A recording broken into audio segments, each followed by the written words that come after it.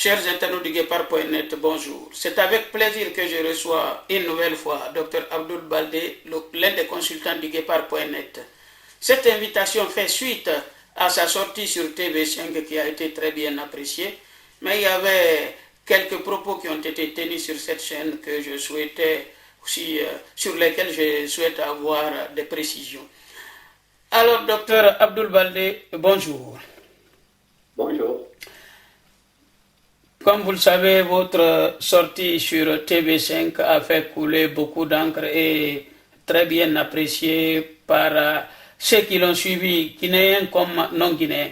Aujourd'hui, vous accepterez de répondre à mes questions, aux questions des internautes du Guépard.net, non seulement sur quelques précisions concernant votre sortie sur TV5 Monde, mais aussi la situation actuelle, de l'actualité de la Guinée concernant les pillages des deniers publics. Une dame vient d'être accusée d'avoir détourné 22 millions d'euros, ce qui est énorme à l'échelle de la Guinée, mais surtout la situation de terreur qui est à Wanindara. Ce sont ces trois questions que nous allons aborder.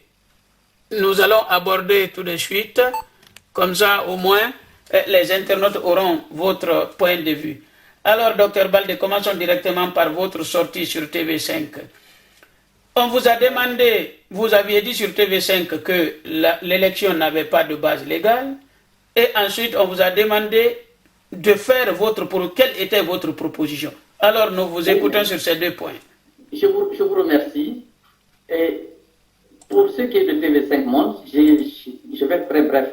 J'ai dit qu'il n'existait pas de base légale pour cette élection, compte tenu du parcours même jusqu'à ce qu'on arrive à cette élection.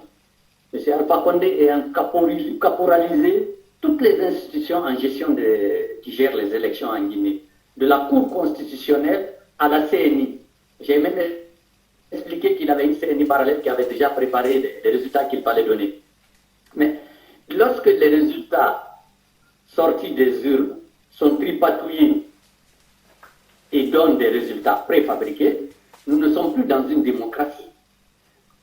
Cela ne peut conduire qu'à une normalisation autoritaire de la société, avec tout ce que cela engendre de conséquences. Et c'est ce que nous vivons actuellement. M. Alpha Condé, donc je veux dire, s'est placé lui-même dans une certaine illégalité. Mais là n'était pas son problème, parce que lui, il s'en fout. Ce qu'il veut, c'est mourir au pouvoir en Guinée. Ça, c'est le premier aspect des problèmes. Il nous a dit en arrivant au pouvoir qu'il avait hérité d'un pays, pas d'État. Il n'a pas créé un État. Du moins, le pouvoir actuel a mis en place un État perverti, géré par des quatre malfrats, dont l'objectif principal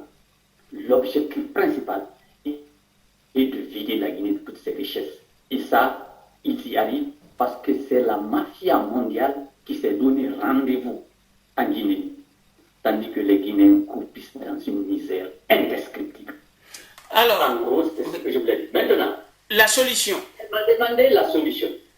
Je l'avais dit que pour moi, la solution, c'était une transition apaisée. Ensuite, elle m'a dit comment. J'ai dit, pour moi, seule l'armée peut intervenir dans ce jeu délétère actuel. Parce que c'est la seule force organisée. L'armée, je l'ai dit, comme l'a dit Napoléon, c'est le peuple. L'armée, c'est la nation. Lorsque la nation est en péril, le rôle de l'armée, c'est de sauver la nation, de sauver les fils du pays du désastre dans lequel M. Alpha Condé est en train de nous entraîner. C'est pour cela que j'ai dit l'armée. Certains m'ont dit, ouais, mais l'armée est ici. J'ai dit non. Dans cette armée, il y a des gens.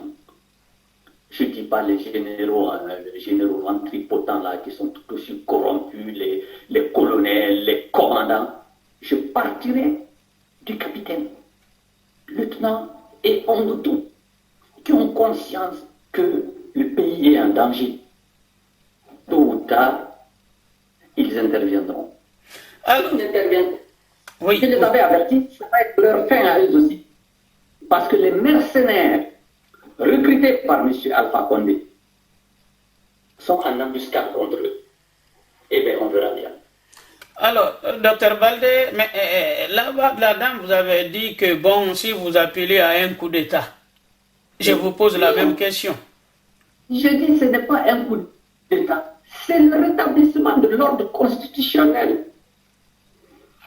La Guinée, c'est un État, je vous ai dit, kleptocrate, qu'on dit État démocrate. Il n'existe pas d'État en Guinée. M. Alpha Condé n'a pas réussi à bâtir un État au sens régalien du terme. Il a utilisé des mafieux, des gens qui lui doivent tout, à tous les postes de clés, mais ce n'est que pour sucer les Guinéens. C'est ce que l'on voit actuellement. Vous allez voir quelqu'un qui dormait dehors il y a quelque temps qui vous sort un immeuble de terre à Conakry. Alors que les Guinéens n'ont pas vous donner de la tête. La pauvreté est de plus en plus grandissante en Guinée. Alors, vous n'avez pas... On parlera des pillages des deniers publics. Donc, vous restez sur votre position selon laquelle quiconque renverserait son pouvoir aujourd'hui ne sera pas accusé de coup d'État. Non, pas du tout. D'ailleurs, je dirais à cette fraction républicaine à laquelle je pense, qui peut sauver ce pays pour nous éviter le déluge qui arrive, que mes amis sont prêts à les défendre sur n'importe quelle tribune et dans n'importe quelle station de télévision, de radio, tout ce qui s'ensuit, pour expliquer les raisons pour lesquelles ils ont fait le coup et pourquoi on doit les maintenir. J'ai dit, il y a des traditions de coup d'État au Mali. Le Mali ont fait un coup d'État. Est-ce que les militaires sont partis? Rawlings en avait fait 2. Je m'excuse parce que j'avais dit le Libéria la dernière fois, mais c'est le Ghana, les gens ont compris. Le Niger est sorti d'un coup d'État pour que, comment il s'appelle, il retienne. Mamadou Youssouf, c'est un coup d'État après un coup d'État qui a organisé une transition qui l'a amené au pouvoir. Donc l'armée est incontournable dans ce jeu-là. Incontournable. D'accord. Bon, alors. Et ça, je n'en démontrerai pas. Je sais que les gens vont sortir encore pour me dire l'armée, ici, l'armée, ça. Ils sont incontournables. Je l'avais dit dans une émission quand vous m'avez invité, j'ai dit une insurrection généralisée encadrée par un coup d'État, si on peut appeler ça comme ça, ou bien par une force militaire, si on veut appeler comme ça, par une fraction républicaine de notre armée. Je l'ai dit. Tout à fait, à plusieurs reprises. Vous l'avez dit à plusieurs reprises, d'ailleurs, c'est le même argument que votre ami Mamadou Bilossi Savané aussi ne cesse de répandre en disant que ça ne sera pas un coup d'État. Alors, docteur Baldé, une fois cette première question répondue, nous parlons actuellement, l'actualité guinéenne est tout à fait abondante en matière de dénonciation, de pillage de deniers publics à outrance, et ce qui nous ramène à la situation de cette dame qui aurait détourné 22 millions d'euros, ce qui est quand même extraordinaire dans un pays où il n'y a pas de route, pas d'électricité, où tout manque. Quelle lecture faites-vous de ce détournement très rapidement? Oui. Moi, je vous dirais que c'est vrai quand on dit 22 milliards. 22 millions d'euros. 22 millions d'euros, je dirais que c'est une goutte d'eau dans tout ce que M. Alpha Condé a pris en Guinée. Mais cela ne dit pas qu'on peut douaner la dame. Parce que ces 22 millions-là, ou 22 millions, elle le partage bien avec des gens qui sont dans l'administration guinéenne. L'administration guinéenne est devenue la vache laitière de ces gens-là. Ils piquent tout, ils ont des rallongements, des ramifications partout. Quand tu n'es pas d'accord avec eux, tu quittes l'administration. Ils en sont arrivés là aujourd'hui. Et les gens, ils ont visité les caisses de l'État. Ils font des fausses factures. Il y en a même qui vont à la Banque centrale. On les connaît. Ils ont des maisons partout.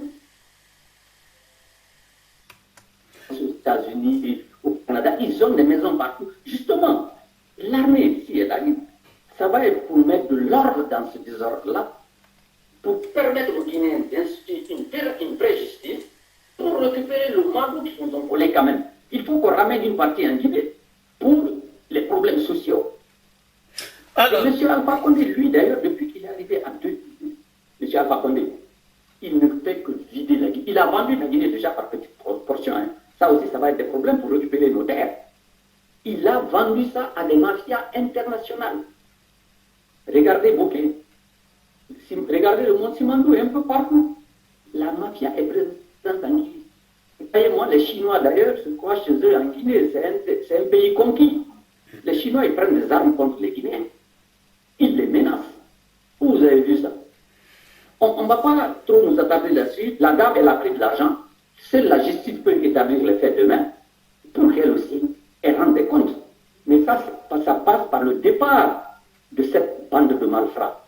Mais en tout cas, ces derniers temps, on a vu des maisons appartenant à certaines personnes qui travaillent au patrimoine bâti. On a l'impression que ce sont des villas de Hollywood qui ont été arrachées pour venir les planter en Guinée. C'est quand même extraordinaire. Et aucune enquête, même concernant cette dame, on a l'impression que le gouvernement défend la dame. Hein? Il ne peut pas y avoir d'enquête parce que je vous ai dit qu'il se partage l'argent à tous les niveaux.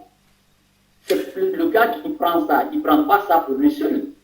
Il en donne jusque dans le cabinet de M. Alpha Condé. M. Alpha Condé, lui, ses placements sont déjà ailleurs. D'ailleurs, actuellement, il ne fait que faire sortir l'argent de la Guinée. C'est Dubaï, c'est le Burkina Faso, c'est la Turquie.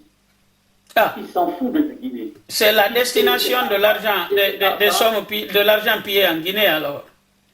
C'est cet argent qu'il a utilisé surtout pour armer ses mercenaires. Ah oui. Alors, Dr Baldé, notre troisième question, c'est la situation de terreur dénoncée à Wanindara ces derniers temps. Quelle est votre lecture de cette situation? Excusez-moi, le gouvernement parle du terrorisme, mais ce qui a attiré mon attention, c'est que lors de 2 de nos interventions ici, vous aviez dit que ce gouvernement finira par inventer des histoires de terrorisme pour pouvoir asseoir son pouvoir. Est-ce qu'on y est? Eh bien, nous y sommes en plein. Mais je souhaite aussi que ce que je vous ai dit pour la action républicaine de notre armée soit une réalité. Mais ça ne pouvait pas être autrement en Guinée parce que M. Alpha Condé avait donné le ton dès le départ. Il a recruté des mercenaires. Il a formé des camps militaires pour eux, un camp militaire pour eux. Ils étaient là pour mater pendant le 3e mandat. Damaro aussi a ses milices. Lui aussi, il était prêt. Donc tout ce monde-là s'observe aujourd'hui en Guinée. Et le cas de passe en Guinée, Wanindara précisément. À Wanindara plus précisément, ça empêche de dormir. Parce que c'est un génocide qui a à Wanindara, ce génocide. Le génocide, c'est une destruction méthodique d'un groupe humain. Voilà comment c'est défini, voilà comme je l'ai dit.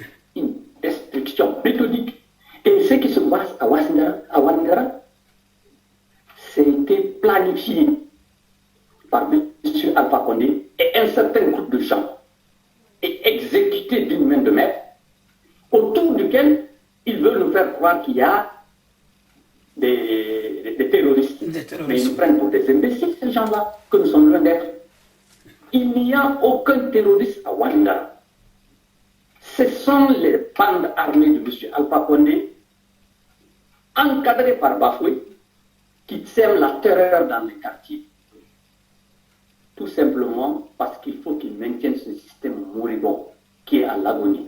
Je vais vous donner là, j'ai établi une liste de ces gens-là. Ah bon? Ah oui. Dans ce système qui tue mafieux, vous avez à la tête le parrain. C'est M. Alpha Condé. Depuis qu'il est arrivé au pouvoir, il ne fait que ça. Vous avez en deuxième position Mohamed Diani, le ministre de la Défense et ses généraux ventripotents, corrompus jusqu'aux os, c'est lui qui s'en occupe. Vous avez le ministre Albert Damantangaran, qui est plus un ministre d'insécurité que de sécurité. C'est de lui que M. Alpha Condé envoie des ordres. Il les transfère au général Bafoué Camara, qui est l'homme de terrain, l'homme d'action, qui travaille de mèche avec Fambou Camara. Commissaire Fabou Camara. Fambou Camara.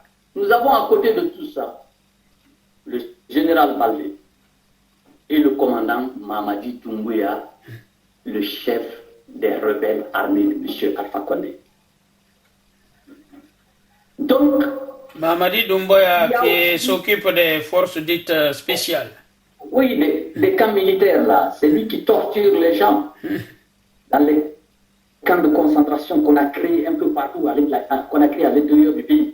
Vous avez aussi un procureur de la République, un Sidi Souleymane Ndiaye, le concepteur de nouveaux complots, comme si ce pays-là n'en avait pas connu d'autres. La dernière fois, j'ai été choqué de voir des Guinéens avec des ardoises. Oui, c'était choquant réellement.